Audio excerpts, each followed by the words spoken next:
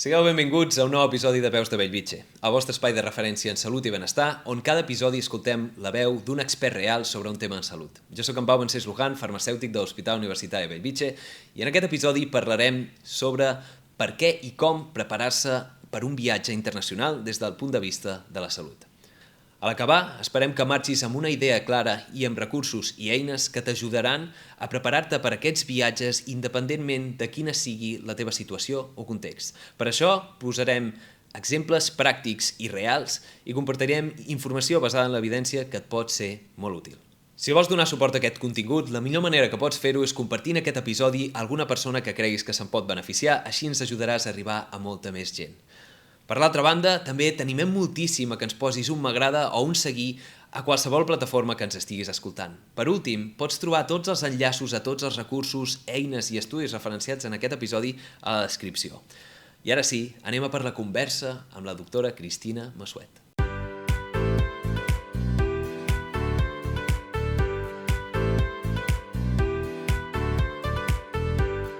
Cristina, jo hi ha una frase que he sentit moltes vegades a dir que és, no sé si és d'Albert Einstein perquè totes les frases se li atribueixen a vegades, que és els intel·lectuals solucionen els problemes però els genis els prevenen. I quan anem a viatjar, que crec que és una de les millors experiències que té la nostra vida, que és viatjar fora i viure aquestes experiències, a vegades se'ns oblida prevenir problemes. Per què és important que la gent es prepari bé un viatge? Clar, la preparació d'un viatge de base sempre la realitzem amb anticipació, amb temps, amb il·lusió, i això implica moltes vegades saber l'itinerari, el lloc que aniràs, quin moment de l'any hi aniràs, amb qui hi aniràs, què hi faràs. I això és fonamental des d'un punt de vista de salut, perquè en funció de a on vagis, en quin moment de l'any hi vagis, amb qui vagis i què hi facis, estaràs exposat a diferents coses, no? Des de que si tu te'n vas amb un viatge organitzat, és més probable que sàpigues exactament cada dia on dormiràs i quasi bé on menjaràs, a un viatge que tu agafes un bitllet d'avió i decideixes que d'aquí 10 dies marxes.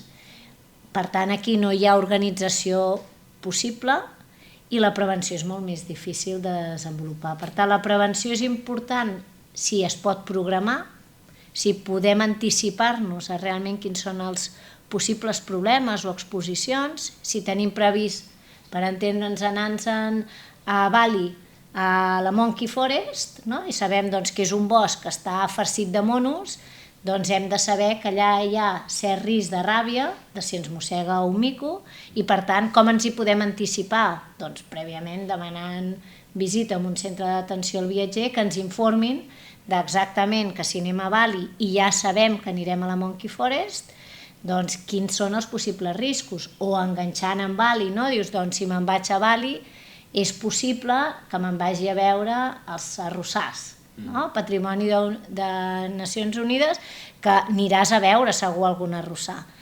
A quina hora has d'anar a l'arrossar? És important, perquè si tu hi vas al matí o hi vas a la nit, la probabilitat que et piqui un mosquit que transmeti una malaltia o no és diferent. O si viatges i vas a anar a l'arrossar al vespre d'un mes monsònic o no monsònic, la densitat de mosquits serà diferent. Per tant, la prevenció és important, però la prevenció s'ha de fer, primera, amb temps, i segona, requereix informació. I per tant, has d'acudir a poder ser amb cert temps, amb certa informació d'on aniràs, a un centre d'atenció al viatger que t'informin exactament a què pot ser que t'exposis. Clar, jo veig, almenys amb la meva generació, no? Les persones amb les que parlo, hi ha molta improvisació últimament amb els viatges, hi ha molt... d'aquí un mes anem a Tailàndia i ens ho muntem i és igual, no passa res si hi ha vacunes, i també veig com que hi ha certa mandra a la gent, perquè ja només has mencionat 4 coses, 4 llocs que has d'anar i has de considerar com molts factors. Llavors, la prevenció, amb molta gent jo veig que és com l'últim que es fa. Llavors, el que em porta a la següent pregunta: passen coses quan anem de viatge? Perquè molta gent creu que els problemes passen a les altres persones, que ningú va a l'hospital, a mi no em passarà, Clar, el que és cert és que, com molt bé expliques, el perfil del viatger ha canviat. Quan jo era jove, que sóc més grandeta que tu, els únics que viatjaven era gent gran, no? Amb cert poder adquisitiu, i eren viatges turístics organitzats. En general era gent que no parlava idiomes, a part del propi, i per tant agafaven un avió amb tot exactament ja definit, des de l'esmorzar, el dinar, el sopar, què visitarien, qui els acompanyaria i on dormirien. Això ha canviat amb tot el tema dels viatges, que tu tens una facilitat de comprar un vol per marxar ara, d'aquí 1 hora i mitja, a qualsevol lloc del món, vivint amb certa proximitat d'un aeroport. Llavors, clar, això fa que la prevenció, evidentment, requereix temps. Totes les mesures de prevenció, siguin d'informació o siguin d'administració de fàrmacs, requereix temps. I aquest temps, per molt, molt, molt que l'intentem escurçar, menys d'1 setmana no pot ser. Per què? Perquè si tu has d'acudir a un centre perquè t'informin, o t'han de fer alguna prescripció d'algun fàrmac que has d'anar a buscar a la farmàcia, tot i que hi ha farmàcia a l'aeroport, i que també de vegades hi ha pacients que van a l'aeroport i agafen el medicament, és cert que menys d'1 setmana és difícil. Per tant, si tu compres un bitllet d'avió per marxar d'aquí 1 setmana, doncs la prevenció és difícil de poder-la produir. Ara tu em deies, però què els hi passa a la gent quan viatja? A veure, el cert és que el volum de gent que viatgem és brutal i va augmentant de manera exponencial any rere any. Sí que és cert que en els anys de pandèmia el nombre, evidentment, va baixar en picat per tot el tema que vam viure, però després s'ha anat recuperant. I aquesta tendència de viatjar de manera improvisada a llocs exòtics, i com més exòtics millor, i per tant l'exotisme implica improvisació, és una realitat. Llavors, el que sí que nosaltres diem és, encara que tu no sàpigues a on aniràs, probablement sí que saps quan hi aniràs i que vols marxar. Per tant, això sí que moltes vegades tu pots demanar consell a un centre d'atenció al viatger, encara que no sàpigues ni on aniràs ni exactament què hi faràs, però dius, mira, jo tinc previst anar-me'n a Àsia, tinc previst anar-me'n a Àfrica, tinc previst anar-me'n a Europa i tinc previst marxar el 15 de juliol. No sé encara, no m'he comprat el bitllet perquè estic pendent de A, B, C, però sí que ho saps. Què és el que els hi passa a la gent que quan viatgem? Sabem que al voltant d'1 de cada 3, un 30%, tindrà diarrees. Això és un problema que sabem que tothom està exposat. Per què? Perquè tots hem de menjar i beure quan estem fora, i 2, que moltes vegades això ho expliquem en els viatgers, no? A Europa van viure tota la crisi de les vaques boges, i això va fer que tota la seguretat alimentària i la traçabilitat dels aliments no és la mateixa que en altres continents. Per tant, si tu surts d'Europa, és probable que pateixis el que diem ja la diarrea del viatger, perquè a part d'aquest 30% sabem que la majoria són produïdes per bacteris, i específicament per un, que és l'E. coli. Per tant, aquí sí que la prevenció informativa que tu pots rebre és cabdal. Si tu ja saps que per rentar-te les dents l'aigua ha de ser embotellada, si tu saps que el menjar cru estarà manipulat o les mosques pot ser que s'hi hagin apollat i que per tant ho hagin contaminat, o que una macedònia pel fet d'haver-ho pelat és més fàcil que ens transmeti o que ens produeixi una diarrea, tot això que ens podem evitar si ens ho han informat abans. Per tant, la diarrea seria el problema cabdal que tothom qui viatja o que ha viatjat, el més probable és que d'una manera o altra ho ha viscut a la pròpia pell o amb algú amb qui ha compartit el viatge, no? Perquè és un 30%, un de cada 3. Per tant, quan veiem una família, i en general acostuma a ser sempre la mateixa persona qui acostuma a patir les diarrees, no? Perquè de vegades hi ha gent que pren fàrmacs que els predisposa, no? Pues si prenen algun tipus de fàrmac que inhibeix l'àcid de l'estómac, és més fàcil que tinguis diarrees. Per tant, són petits consells que quan nosaltres fem la visita al viatger, doncs sorgeixen. L'altre problema clàssic són picades de mosquit. Per què? Perquè en general quan viatgem ens agrada anar a llocs exòtics, per tant amb climes que siguin més aviat de calor. A l'estiu, que és l'època que sobretot viatgem més els catalans. Depèn dels llocs, no? Per exemple, els nòrdics acostumen a viatjar més a l'hivern, perquè en el seu país fa tan fred que el que busquen és llocs de calor. Nosaltres aquí, de vegades hi ha gent que viatja a llocs de fred, però no són llocs exòtics fora d'Europa, en general. Si viatgen a països són nòrdics i aquí no tenim masses problemes a l'estiu, tot i que després, si no, en podem parlar d'algun puntual, no? De l'encefalitis, per exemple, centroeuropea, que es transmet per paparra. Això de vegades també la gent no ho té present, no? Se'n va aquí al nord d'Europa a l'estiu, de campament, i clar, les paparres deixen d'hivernar a l'estiu.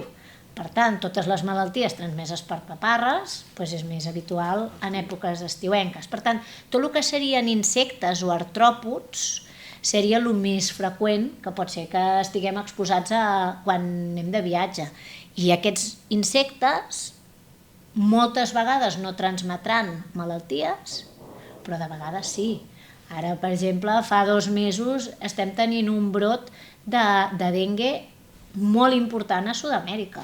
Clar, el dengue és una malaltia que és un virus que es transmet per picada de mosquit, que pica durant el dia, per tant, per prevenir t'has de ficar sobretot el repel·lent durant el dia. Però si aquesta informació no la tens, de que el mosquit que transmet el dengue pica durant el dia, doncs, com a molt, te'n vas de viatge i sabràs, perquè hauràs llegit en alguna web o en algú que segueixis, no? Que realment es recomana l'ús de repel·lent, però moltes vegades la precisió, no? De si és de dia, si és de nit.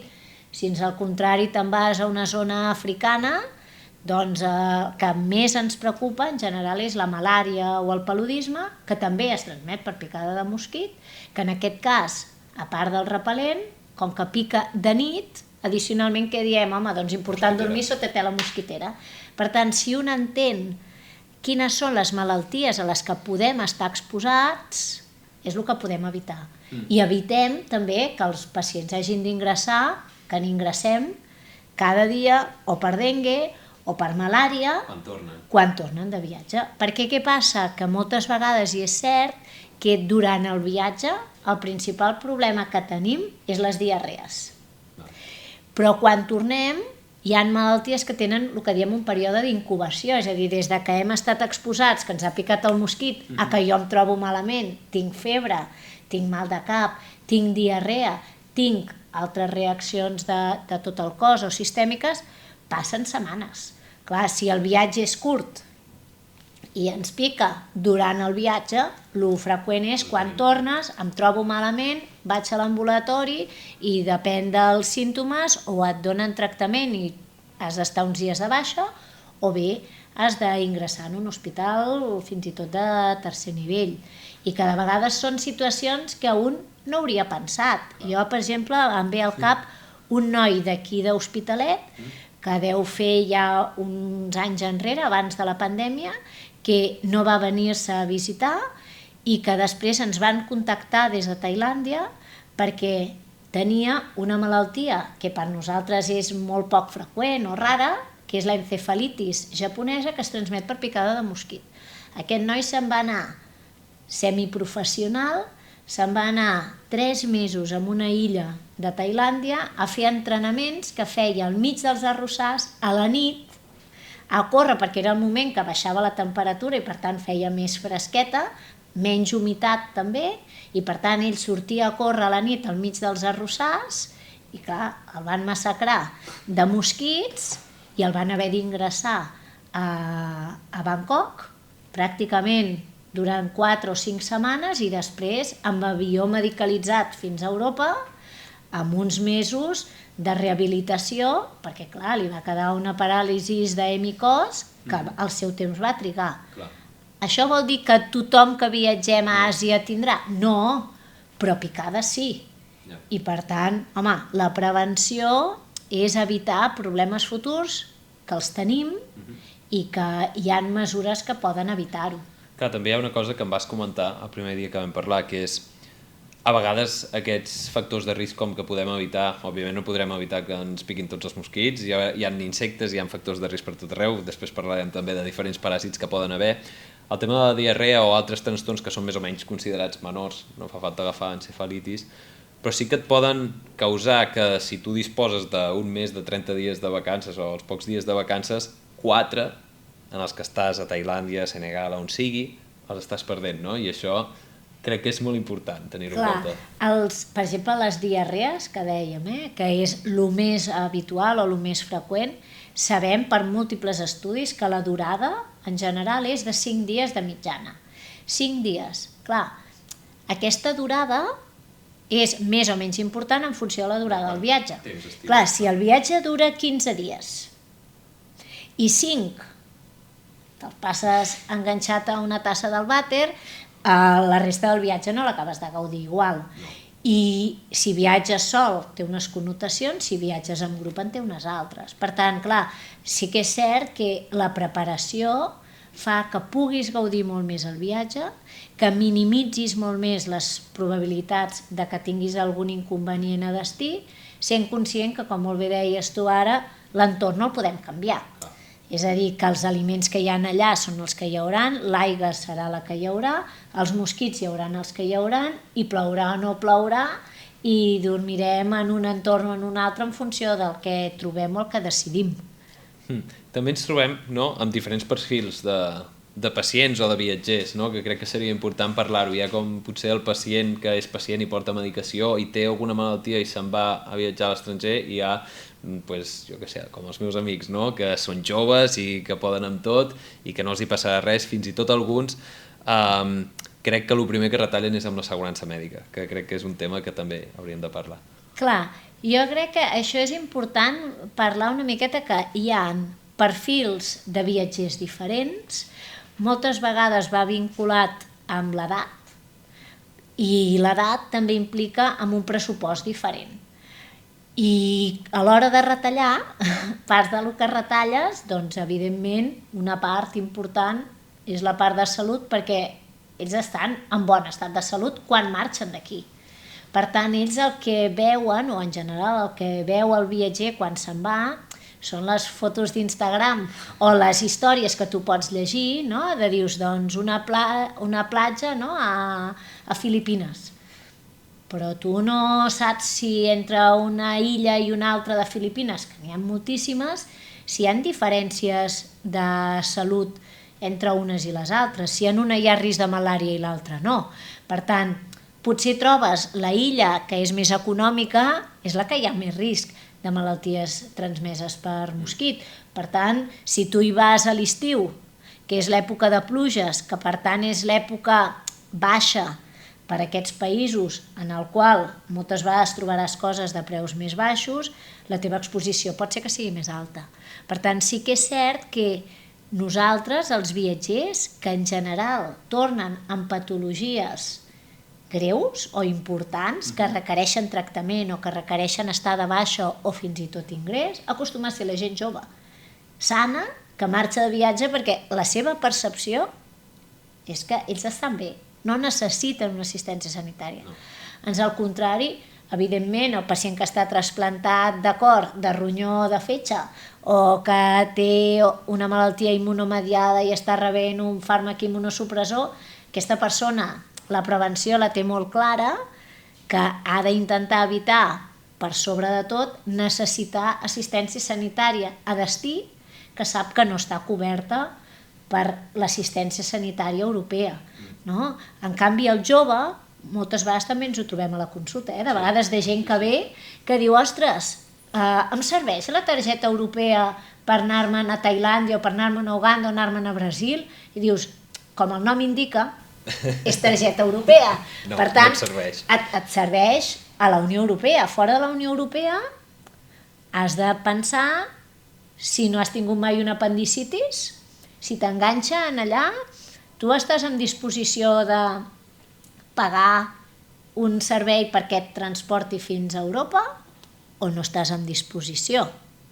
Si en allà tu estaràs en disposició de fer el pagament imminent o no, perquè aquestes coses no pots dir ja ho trobarem, sinó que s'ha de fer efectiu en el moment de l'assistència, i després és que moltes vegades tots aquests països, com més exòtic és el lloc, menys accessibilitat al sistema sanitari hi ha. Per tant, si jo me'n vaig a una illa deserta, fins que jo arribo a un centre sanitari, he de saber què és el que he de fer fins que em visiti algú. I això és, per exemple, en el centre moltes vegades ho comentem, no? Si tu te'n vas a una zona de malària i, per lo que sigui, també veiem, hi ha gent de vegades que no es vol prendre la profilaxis antimalàrica, no? Nosaltres diem, home, seria recomanable començar-ho abans, durant i al tornar. Però a vegades hi ha gent que diu, a veure, jo no voldria haver-me'l de prendre. O de vegades són gent que se'n van molt temps i dius, clar, no t'estaràs 4 mesos prenent l'antimalàric, què fem? Doncs, en general, fem el que els expliquem, el que diem un tractament de rescat. T'emportes aquest tractament i si tens febre i estàs a més d'una hora d'un hospital o centre sanitari, has de començar-te a prendre aquest tractament. Per tant, la visita prèvia el que serveix és com que empodera el viatger a què és el que es pot trobar, a què és el que es pot enfrontar. Perquè a vegades són coses que pels que ens hi dediquem són molt òbvies, però pel qui viatja de primera vegada, nosaltres, per exemple, un dels viatges clàssics és Tailàndia. Clar, nosaltres Tailàndia, quanta gent va als santuaris al nord a netejar els elefants? Doncs la majoria. Què passa? Que la majoria hi van nens petits, allà es fiquen amb aigües dolces, allà no són conscients que hi poden haver-hi paràsits, que per nosaltres són raros, però allà amb la calor o la humitat són molt freqüents.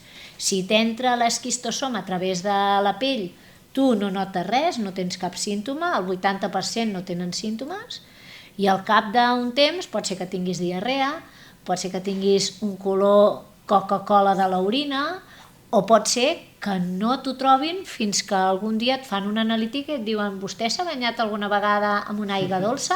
Dius, bueno, doncs si ja saps que aniràs al santuari a netejar els elefants, has de portar algun tipus de bota alta perquè no et penetri, no? Cap tipus d'esquistosoma o de microfilàries que hi hagin en l'aigua, i realment has de portar pantalons llargs, roba de màniga llarga i tot ben ficat, perquè realment... I quan això ho expliques, en general la gent, primera se'ls hi treu una miqueta les ganes d'anar-hi, i segona, que si ho fan, en prenen més consciència de que és un lloc que s'han de prendre una sèrie de mesures, que es pot fer, però que un ràfting o anar a banyar, a rentar uns elefants, poden comportar un risc. Jo crec que sí que és important, diferenciar el fet d'obsessionar-se amb la prevenció, que al final hi ha riscos que no seran controlables, diferenciar-ho del fet que és preparar-s'ho i conèixer on vas. Llavors, el que podríem fer és posar, per exemple, 3 escenaris diferents. Sí. Havíem parlat de, potser sud-est asiàtic, podríem parlar de Tailàndia, podríem parlar de Perú, i després podríem parlar d'Àfrica, per exemple, Senegal. Posem com aquests 3 contextos i anem a veure cadascun. Anem a començar per Tailàndia.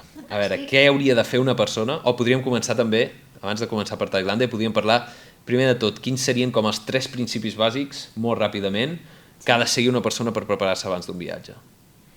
El primer, demanar dia i hora per un centre d'atenció al viatger, mínim 15 dies abans. Mínim perquè, una cosa és demanar hora, l'altra és quan et poden visitar. Per tant, mínim 15 dies abans, si pot ser un mes, seria el seu, perquè et visitin almenys 15 dies abans. I si pot ser abans de temporada alta, millor, no? Perquè després s'atura... També, però com que dèiem, el perfil de la gent, en general, comprem els bitllets cada vegada més a prop del dia que marxem, per tant, la gent anticipadament ho sap poc. Per tant, el primer consell seria, quan ja plantegeu un viatge, quan sigui al llarg de l'any, demanar dia i hora en un centre d'atenció al viatger, el primer. Segona, començar-se a preguntar exactament quin és l'itinerari que els hi agradaria fer, que poder no el tens encara tancat, però dius, a mi què m'agradaria veure de Tailàndia? Llibre obert, i què és el que m'agradaria visitar i com? si m'agradaria agafar avions o m'agradaria anar en moto o anar en bicicleta i si la meva idea és quant temps hi estaré. Per tant, el primer, demanar hora, el segon, saber exactament l'itinerari i tercer, la temporalitat, quant temps i si estem parlant que hi aniré a l'agost o hi aniré al desembre. Vale, ara imaginem Tailàndia. Primer de tot, Fantàstic. Tailàndia. Si jo vull anar a Tailàndia mes que ve, jo acabo de tornar de Tailàndia fa un mes, un viatge excepcional, què hem de tenir en compte? Què hem de tenir en compte? D'aquí un mes, estem ara al juliol, més o menys al mes d'agost. Si marxes a l'agost a Tailàndia, què vols visitar de Tailàndia? Al sud. Al sud, per tant, platges exclusivament? Platges... No, parc natural del centre del sud de Tailàndia i alguna illa. Perfecte. Llavors, aniràs en època que pot ser que t'enganxi pluges. Per tant, les pluges has de saber que les pluges seran que apareixeran de cop, però tal com apareixen se'n van, quedarà humitat i fa calor. Per tant, mosquits és important durant tot el viatge i te'ls has de ficar durant el dia. El repel·lent, sent conscient que et dura al voltant de 8 o 12 hores. El primer. Segona, el menjar. Aigues i aliments, has de ser conscient que pròpiament estaràs exposat a un risc diferent, des de rentar-te les dents fins a menjar la fruita, a menjar o prendre't una infusió. La infusió és aigua bullida, per tant serà aigua segura, la fruita, si la peles tu, serà fantàstica, i tot el que és l'aigua o embotellada o bullida per rentar-te les dents. La resta, vacunes o profilaxis que hi podrien haver. Sabem que tot el sud-est asiàtic i específicament Tailàndia, aquest bacteri que anomenàvem al principi, que moltes vegades el coli, que genera la diarrea al viatger, l'E. coli cada vegada es va fent més resistent als antibiòtics.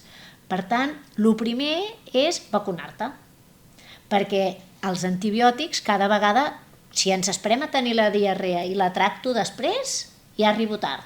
I l'antibiòtic probablement no responguem perquè anem sent resistents. Per tant, el més efectiu és vacunar-te abans, amb vacuna de febre tifoidea que et durarà de promig 3 anys. Per tant, seran 3 estacions que pots fer viatges al sud-est asiàtic sense cap altra vacuna. És una vacuna que és una vacuna inactivada, que no té cap altra reactogenicitat que local, inflamació o vermellor, i que al cap de 10 dies és plenament efectiva. Per tant, això és el que hauríem de preveure. Després, dius, home, si vas a Tailàndia i dius, aniré al parc natural, faràs rafting? No faràs rafting. Si fas rafting, aniria bé que al sortir et fiquessis el repel·lent, perquè s'ha demostrat que el repel·lent evita la penetració de la microfilària de l'esquistosoma. Per tant, si tu et fiques això, indirectament minimitzes les probabilitats. El risc no serà 0, però serà molt menys. Que tu això ja tens contractat i és la il·lusió de la teva vida, d'anar allà a fer el rafting, doncs és el que recomanaríem. Que dius, després te'n vas a les illes, doncs a quin lloc agafaràs l'allotjament? Agafaràs en piscina o no agafaràs en piscina? Agafaràs en vistes al mar o en vistes a arrossars?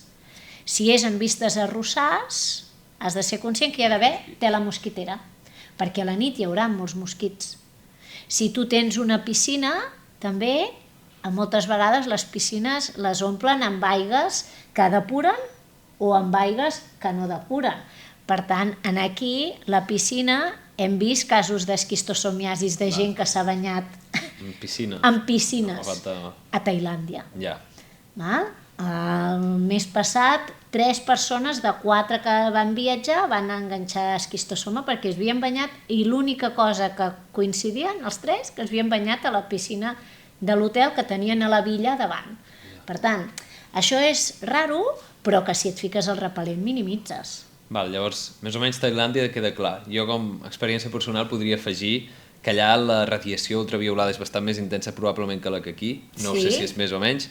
El cas és que et pots cremar fins i tot encara que faci núvol, això pots cremar aquí també encara que faci núvol. Exacte. I jo em vaig cremar bastant, cosa que recomano a la gent sobretot que utilitzi barrera física més que una barrera de crema solar, que està molt bé, però anar amb samarreta o fins i tot banyar-se amb samarreta que protegeixi la radiació ultraviolada. Això és cert que moltes vegades també ho recomanem a Tailàndia, perquè, per exemple, a vegades hi ha gent que té petites ferides, perquè són platges que moltes vegades hi ha part de corall o de roca bastant superficial, i clar, quan vas a fer snorkel t'hi passes estona, no te n'enteres, i llavors si et fiques les samarretes, a part de que et protegeixen per la part ultraviolada, et protegeixen de microferides. I llavors això, gent que vagi en allà, sí que moltes vegades també els hi recomanem que s'emportin estirastrips o alguna cosa, per si tenen algun tipus de ferida. Ara anem a saltar un altre continent, no? Anem a l'Àfrica, anem a Senegal. Què hauria de considerar una persona que d'aquí un mes, si ho ha fet amb antelació, se'n va a Senegal i té més o menys clar on vol anar? Llavors, de nou, els 3 pilars que dèiem: primer, demanar a la visita; segon, saber exactament l'itinerari i el temps que hi va. Per tant, l'itinerari Senegal, creuaran Gàmbia, no creuaran Gàmbia, i aniran una mica més avall, aniran a la Casa Manx. A Ziguinchor, a Casamance. Sí. Vale? I s'allotjaran en hotels, a cases particulars, ONG... En un ONG, van a fer un voluntariat. Perfecte. I aniran també ara en aquests mesos o poder a l'octubre, novembre? Novembre. Llavors, hem de ser conscient que el clima a nosaltres ens influencia moltíssim per malalties infeccioses. Que això de vegades el viatger no hi cau, no? Per nosaltres ens és fonamental saber si viatja al novembre o si viatja a l'agost. Per què? Perquè l'octubre, novembre, desembre, gener, febrer, fins al mes de març, és l'època seca.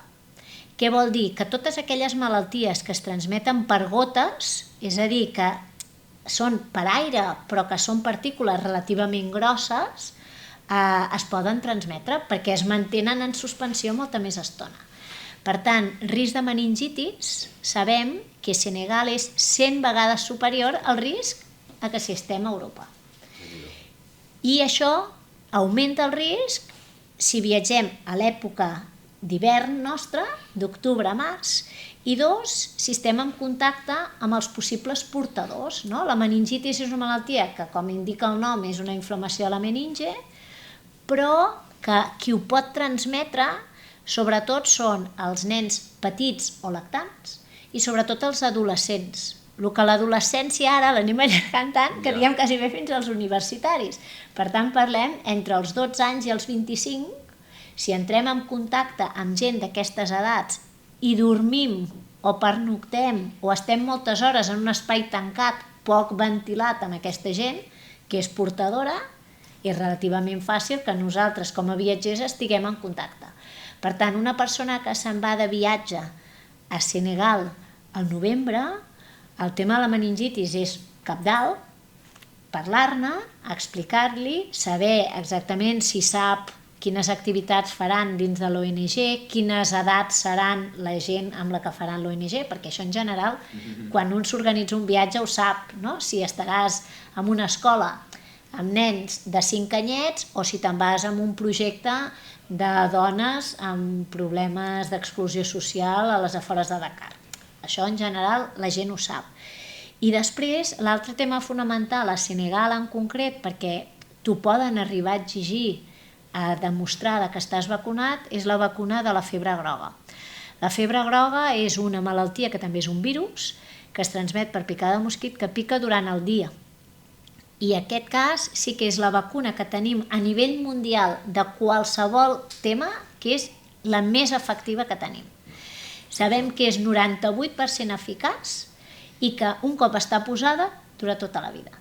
La malaltia és tan greu que, com el nom indica, que genera febre i un color groc de la pell que és per hemorràgies internes. Per tant, el tractament és poc efectiu, en canvi la vacuna, un cop te la poses, et dura de per vida. Per tant, a nivell de Nacions Unides i en concret l'OMS ja va especificar ja fa molts anys que s'havia de ficar una dosis de vacuna quan tenim previst viatjar a zona endèmica o de risc de febre groga, que bàsicament és continent africà i Sud-amèrica, i Sud-amèrica diem des del canal de Panamà cap avall, tota la selva amazònica, i Àfrica, el límit geogràfic sempre ens el fa el Sàhara cap avall. Per tant, el cor d'Àfrica i el que seria el cor de Sud-amèrica serien zones de risc que la vacuna de febre groga pot ser que te l'arribin a demanar per aconseguir el visat. I en aquest cas sí que molta gent, encara que compris el bitllet avui per marxar d'aquí 10 dies, si no s'ha vacunat, quan arribin allà pot ser que li passin dues coses. Una és que el vacunin en el moment i s'hagi d'esperar un temps a que faci efecte, per tant 10 dies, o el retornen aquí perquè no està vacunat. Val. Això és una cosa que no interessaria que passés, sobretot si tens els dies comptats. Per dir-ho així. Per tant, febre groga i meningitis per Senegal, així a nivell general seria important, i després la malària i la febre tifoidea que dèiem abans de la diarrea. Evidentment, després dins del viatge, dèiem, si van al Casamance, que és al sud, Senegal al mig, just, té Gàmbia, per tant, o creuen per Gàmbia pel riu, o bé fan tota la volta per tot el desert, i tot el que és l'assistència sanitària està a Dakar i Rodalies. Fora de Dakar i Rodalies, oblida't de qualsevol tipus d'assistència sanitària que puguis necessitar. Clar, això és important, perquè tot i tenir assegurança, encara que sigui el millor, l'assistència pot arribar més o menys tard. En aquest sentit, s'ha de tenir present. Moltes vegades també el que recomanem amb gent que se'n va a zones més aïllades, com podria ser el Casamance o Ziguinchor, és que t'asseguris que tu tinguis algun tipus de contacte telefònic amb l'exterior. Perquè, clar, quan vas buscant llocs molt aïllats, de vegades el telèfon és difícil d'aconseguir. I tots ens va bé uns dies desconnectar de les xarxes socials, però si ho necessites, trucar. Llavors, en aquests casos, retornant al principi, que dèiem, hi ha viatgers que tenen malalties que ja les coneixem abans de marxar. En aquests casos sí que els indiquem sempre, quan arribin a destí, el primer que ha de mirar és vostè, si el seu telèfon li funciona o no, i quin és el centre sanitari per si ho necessités, quin és el que té de referència. Si és una persona sana, només amb què s'asseguri que tindrà línia de telèfon és suficient, i després ja, quan li passi alguna cosa, ja ho intentarà solucionar a través de la xarxa. Molt bé, amb això acabem. Senegal, jo només volia explicar una anècdota, que ja et vaig explicar. Senegal i altres zones d'Àfrica ens trobem que no només hi ha mosquits, hi ha altres bitxos, per dir-ho d'una manera, hi ha paràsits que ens poden atacar i ens poden afectar la salut. A mi em va passar, tot i ser molt conscient de que existia aquesta possibilitat. De fet, jo ho anava dient a tots els altres voluntaris quan vaig anar a Senegal fa uns anys, que vaig agafar el que es coneix com una larva migrans. Segurament posarem la foto. La larva migrans és com un paràsit accidental de l'ésser humà. Normalment és un paràsit que no es diu larva migrans, es dirà... Però la larva migrans en general la gent ho coneix perquè fa com tot un túnel i va generant com el túnel perquè va com foradant per sota de la pell, i llavors, clar, cada dia tu vas veient com va avançant. És l'anquilostoma duodenales, és aquest paràsit que normalment afectaria els intestins dels gossos o dels gats, però si la larva toca la teva pell pot ser que intenti entrar i es quedi allà atrapada. Llavors tens com un cuc, per dir-ho així, que va caminant fins que es mor dins de la teva pell, tot i que hi ha tractament, per sort, i no passa res, només et pica el peu. Però perquè tingueu en compte que existeixen altres coses, existeixen com fins i tot coses que coneixem i que a vegades la prevenció no és suficient, però que a vegades et salva. Clar, el que és evident és que l'anquilostoma, com que a través de la femta dels animals, moltes vegades nosaltres veiem les larves migrants a molta gent que ha anat a la platja i simplement s'ha assegut sense una tovallola.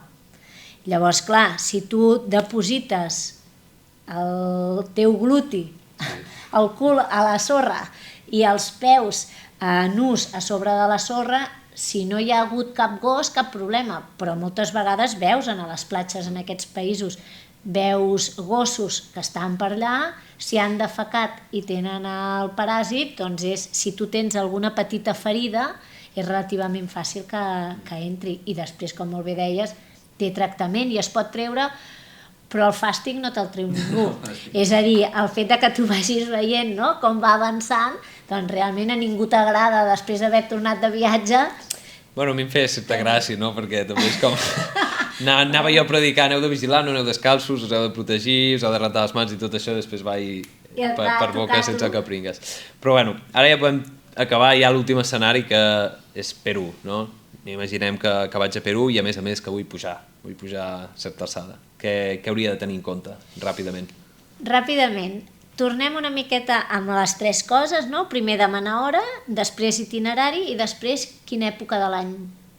Posem al gener. Al gener, fantàstic. Llavors, Perú i pràcticament tot Sud-amèrica, geogràficament és molt interessant, perquè té tres climes. Té la part de costa, és a dir, a nivell del mar, Lima. Després té la part dels Andes, que pot arribar fins a 4.000 i pico. I després, cap a la banda més oriental, tens tota la part de selva.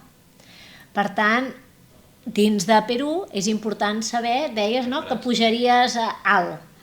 No? Doncs clar, si puges alt, a partir dels 2.500 metres, si el canvi climàtic ens ho permet encara, perquè això també entra en discussió, però sempre clàssicament hem dit 2.500 metres sobre el nivell del mar, per sobre no hi ha mosquits. Per tant, com que no hi ha mosquits, no hi hauria risc de dengue, no hi hauria risc de febre groga, no hi hauria risc de zika, no hi hauria risc de... però hi hauria el problema de l'alçada. Llavors, per sobre dels 2.500 metres sabem que el nivell d'oxigen disponible és menor i, per tant, el nostre cos intentarà aclimatar-se. I com s'aclimata? Hiperventilant, com si tinguéssim un atac de pànic, intentant absorbir tot l'oxigen que hi ha. Però què passa? Que a l'intentar hiperventilar el que fem és acumular diòxid de carboni. I això què ens genera? Mal de cap, sensació de fatiga extrema, tant com d'aquí quasi bé a venir-te a saludar, quasi bé no podria, però sobretot molt mal de cap. I això, desgraciadament, no sabem gaire quins són els factors que ens predisposen a tenir mal d'alçada, excepte estar exposat a l'alçada. Sabem que els nens petits, sobretot menors de 14 anys, tenen menys risc. Moltes vegades sabem que és per qüestió de volum corporal, per tant s'aclimaten molt més ràpid, però fora d'això, evidentment, els pacients que tenen problemes cardíacs o respiratoris s'agreuja, però la resta de població sana, nosaltres hem vist gent tornar amb mal d'alçada, grans esportistes o esportistes professionals, a gent que estava acostumada a pujar aquí al Pirineu amb certa freqüència i no havia notat mai cap molèstia i de cop en allà es troben. Què passa en Perú? Que moltes vegades a l'itinerari és important veure si es va fent l'aclimatació progressiva. Què vol dir aclimatació progressiva? Que tu no pots agafar un avió i anar que s'obri de Lima, a nivell del mar, a sobre dels 2.500. I això és el turista habitual català, és el que fem. Què fem? Agafem un bitllet d'avió Barcelona-Lima directe i de Lima un avió directe a Cuzco. I llavors el concepte de molts catalans és que pugem al Machu Picchu i ens al contrari baixem. Cuzco està a 3.400 i en canvi el Machu Picchu està per sota. Per tant, el Machu Picchu, encara que tots l'hem vist que és una muntanya, però des de Cuzco està molt més elevat i has de baixar cap al Valle Sagrado per arribar al Machu Picchu. Per tant, si tu agafes un vol de Lima a Cuzco, el que nosaltres recomanem sempre és vostè el mateix dia que arribi a Cuzco no s'hi quedi. Marxi a Aguascalientes, que està al peu del Machu Picchu, però hauràs baixat ja per sota dels 2.400 i per tant ja hauràs fet l'aclimatació. Si al contrari no tens previst agafar l'avió a Cuzco, sinó que dius no, m'aniré per Ica, Nazca, Arequipa, faré tota la part de ciutats blanques per acabar a Cuzco, llavors dius, bueno, això què ho faràs amb autobús? Ho faràs via terrestre? Cap problema, perquè l'aclimatació l'aniràs fent progressiva. Que ja has estat abans, no sé, parlem de Bolívia, que te n'has anat a La Paz. A La Paz ja s'obren les portes a 3.400 metres sobre el nivell del mar. Vol directe, Barcelona-Madrid, Madrid-Santa Cruz de la Sierra, Santa Cruz de la Sierra, La Paz. S'obren les portes 3.400. Aquí no hi ha aclimatació possible. Si tens mal de cap i estàs en alçada, llavors nosaltres en general recomanem que el viatger s'emporti un diürètic perquè amb això elimina tot aquest bicarbonat que ha anat absorbint i amb això s'equipara i es redueix les probabilitats de simptomatologia. Que tu ja has estat a La Paz i t'has sentat malament, quan viatges a Perú diem, ja sabem que no et senta bé, doncs 12 hores abans d'arribar a l'alçada pren-te el diürètic perquè amb això evitaràs. I quants dies pot estar una persona amb mal d'alçada? Com pot afectar-li el viatge? A veure, clar, el mal d'alçada depèn. Si tu arribes a 2.400, 2.500, 2.600, 2.700, vas tenint mal de cap i continues pujant, pots acabar amb un edema de pulmó. Ja, això m'interessa. Què fem? En general diem, home, no, si tu ja arribes a 2.900, 2.950, 3.000 i et trobes malament, sentit comú, baixa. Per tant, vés-te'n cap a aguas calientes perquè aniràs trobant bé. Un cop ja et trobis bé, pots tornar a Cuzco. Cap problema, però el que tu necessites és baixar un altre cop d'alçada i, per tant, que la simptomatologia desapareixi i un cop ha desaparegut, al cap d'unes hores que tu ja notis que et trobes bé, pots continuar l'ascens. Per tant, la primera recomanació és saber l'itinerari i a partir de certa alçada decidir si et trobes malament baixar i si continues pujant, que les complicacions poden ser importants. La gent, quan també veiem, de vegades gent que se'n va cap a Nepal i se'n van a fer parts del peu de l'Himàlaia i se'n van a fer excursions. En allà és fonamental veure el perfil d'ascens que diem, no? Que és dir, el primer dia, des de quina alçada marxes, a on tens previst d'alçada màxima arribar, a on tens previst pernoctar, quants dies tens previst pernoctar i el següent dia a on puges, a quina alçada i a on pernoctes. I a partir dels 3.000 metres has d'estar com a mínim 2 dies dormint al voltant de 3.000, 3.500 per equilibrar i que pròpiament puguis continuar l'ascens. És a dir, els ascensos no poden ser improvisats. Ja. Sigui al Kilimanjaro, sigui a Nepal o sigui a qualsevol lloc del món. Clar, en general, en definitiva, amb els 3 escenaris que hem vist, no hem vist Tailàndia, hem vist una part d'Àfrica, hem vist el Perú, en tots coincideix el mateix, no? O sigui, aquests 3 pilars fonamentals i sobretot com la preparació et pot ajudar a mitigar aquests riscos i fer que aquesta experiència que probablement molta gent està pensant fins i tot anys d'aniré en aquest lloc, viuré això, faré allò altre, sigui la millor experiència possible, perquè jo crec que poca vegades es pensa de la mala experiència que pot ser, de passar una malaltia dins del teu viatge que feia anys que esperaves, del dolor i el patiment que pot suposar haver d'aconseguir que et repatriïn, haver d'aconseguir assistència mèdica en un país on l'assistència mèdica no és universal, on no tenen la mateixa qualitat que aquí. Llavors, crec que és molt important que segueixin aquests 3 passos que en realitat són molt senzills i no requereixen molt de temps ni molt d'esforç.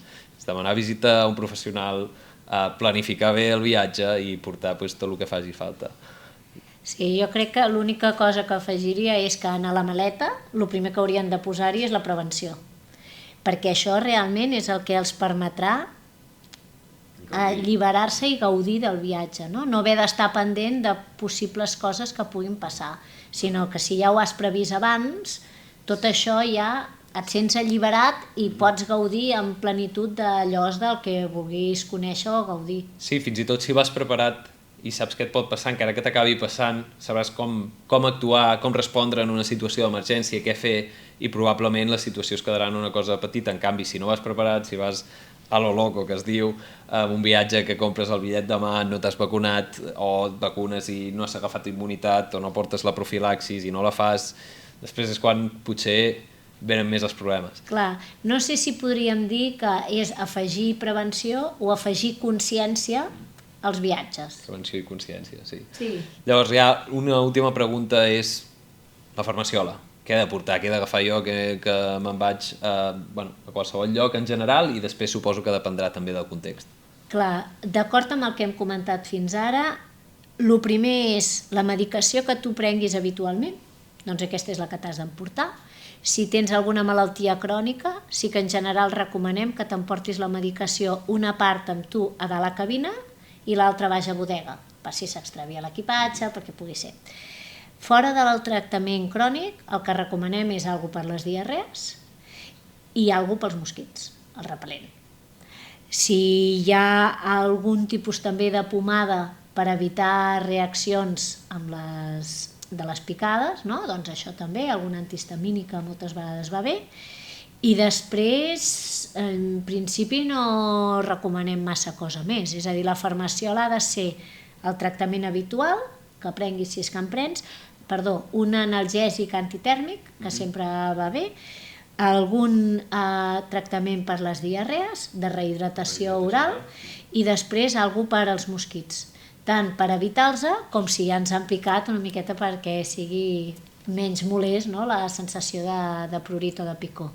Llavors, en realitat és bastant senzill, no cal anar molt carregat, probablement moltes vegades no calen ni antibiòtics, tot i que potser dependrà, no? Clar, els antibiòtics en general nosaltres no som molt partidaris perquè quan nosaltres estem de viatge, si tens febre, el primer que necessites és una assistència sanitària el més aviat possible, per simplement que t'hi fiquin noms i cognoms el que estàs tenint. Per tant, només donem antibiòtics en situacions excepcionals de gent que dius ja m'ha passat múltiples vegades un mateix problema i cada vegada que em passa el tractament que em va bé és aquest. O tinc un altre problema crònic i l'antibiòtic que em va bé és aquest altre. Però si no, nosaltres l'antibiòtic en general ens costa bastant de receptar antibiòtics. I és cert que moltes vegades els viatgers ens els demaneu, Sí. Perquè dius, clar, jo ho entenc, tu estàs fora i el que necessites és alguna per solucionar el problema. Però solucionar el problema, quin problema? Exacte, a vegades el problema no és el que tu creus que ets, que tens, no? O sigui, probablement prenguis un antibiòtic no serveixi per res o encara empitjori per això és important en la visita de la unitat d'atenció al viatger que això sorgeix, no? De dius, doncs, ostres, a mi m'agradaria un antibiòtic. I diem, bueno, i per què? Què és el que et preocupa? Què és el que tu creus que pot ser que et passi i que el necessitaràs? I llavors, un cop ho comentes, doncs la majoria de gent ho entén, que amb un tractament de rehidratació el 80% de diarrees d'atenció al viatger desapareixen. Molt bé, ja per acabar, simplement volia agrair-te i agrair-vos a tota la unitat d'atenció al viatger la feina que feu.